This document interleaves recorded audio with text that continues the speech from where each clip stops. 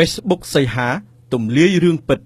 លោកសំរងស៊ីចុះហត្ថលេខាទទួលស្គាល់ជនជាតិយួនដេហ្គាទាំងអស់ដែលរស់នៅភាគខាងជើងកម្ពុជាគឺជាជនជាតិខ្មែរ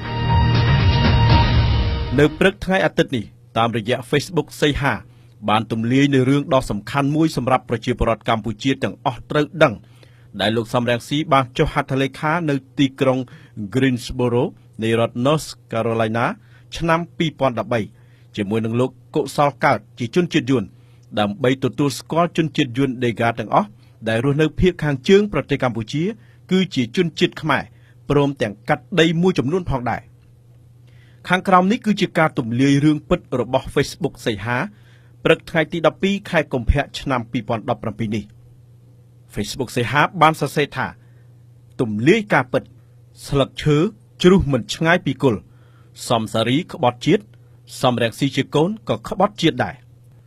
សូមអានជូនខ្លឹមសារទាំងស្រុងដូចតទៅថ្ងៃនេះ Page Facebook សីហាខ្ញុំ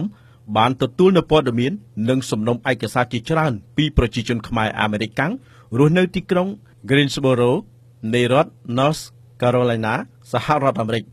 និងបានសូមឲ្យ Page Facebook ជួយទម្លាយរឿងលោកសំរងស៊ីប្រធានគណៈបក្សសង្គ្រោះជាតិបានប្រព្រឹត្តនៅទង្វើក្បត់ជាតិ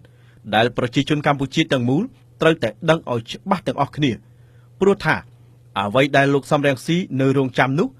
គឺនៅសល់តែមួយជំហានទៀតតែប៉ុណ្ណោះគឺគាត់នឹងបានសម្រេចនៅផែនការក្បត់ជាតិនិងក្បត់ប្រជាជនកម្ពុជាបាន 100% ហើយដើម្បីឲ្យបានដឹងច្បាស់អំពីទង្វើក្បត់ជាតិរបស់លោកសំរងស៊ីខ្ញុំសូមបង្ហាញនៅភស្តុតាងតែមួយចំនួនតូចសិនដើម្បីទម្លាយនៅការពិតជូនបងប្អូនជនរួមជាតិបានជ្រាបអំពីការចុះកិច្ចព្រមព្រៀងរវាងលោកសំរងស៊ី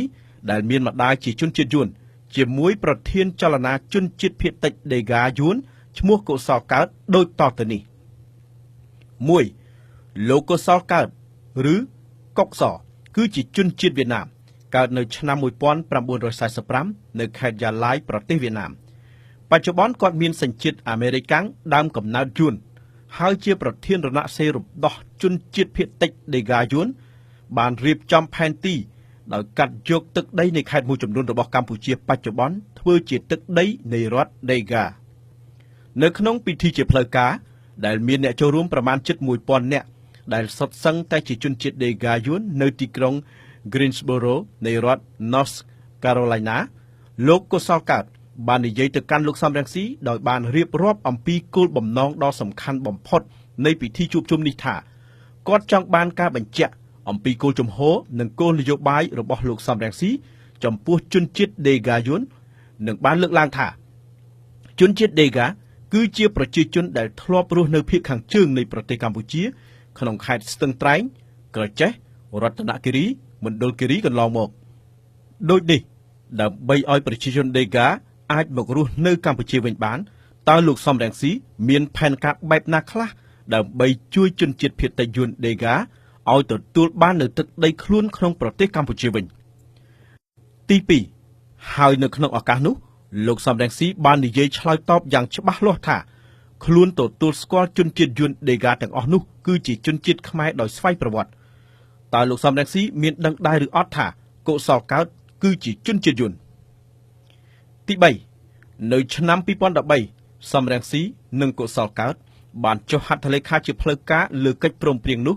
នៅទីក្រុង Greensboro North Carolina សហរដ្ឋអាមេរិក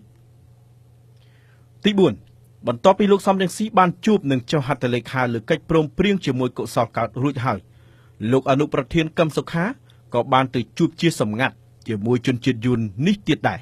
ដើម្បីជាការបញ្ជាក់ថាបក្សសង្គ្រោះជាតិដែលបង្កើតឡើងដោយបក្សសិទ្ធិមនុស្សនិងបក្សសំរងស៊ី